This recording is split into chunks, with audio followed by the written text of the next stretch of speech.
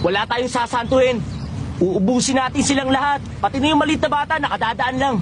Oo, kasama yun.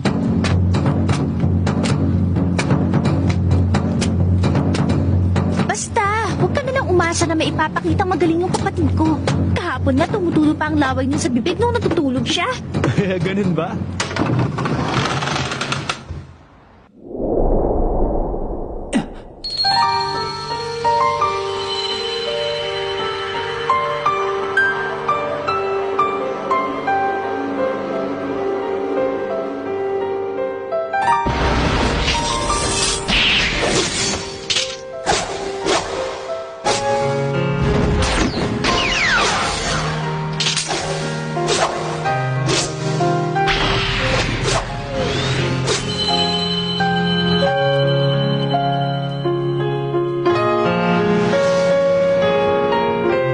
Oras na yun parang kinukuryente ang utak ko.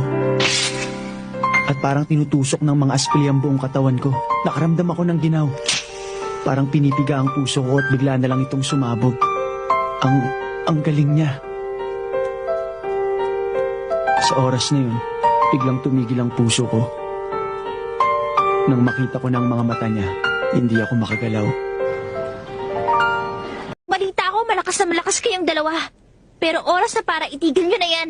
Kapag hindi nyo tinigil ang ginagawa nyo, mapipilitan akong labanan kayo. Sinasabi ko na, ha?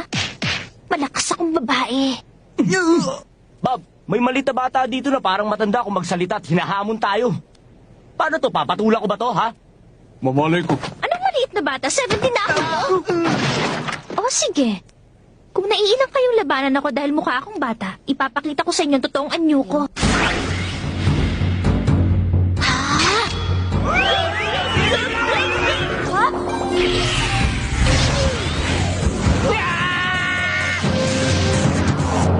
Introducing Todo High School 3rd year Natsume Koshirokaiden Club. Maya Natsume. Bob, paano naman kung ganito? Kung yung maliit na babae kanina ay biglang nagpalit ng anyo, tapos nag-iisang napaka-sexy na babae. Papatula ko na ba siya ngayon? Malay ko.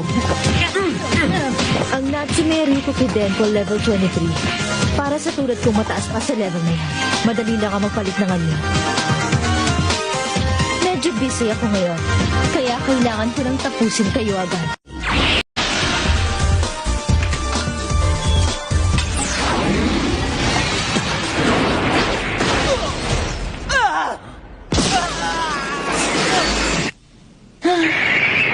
Naloko na.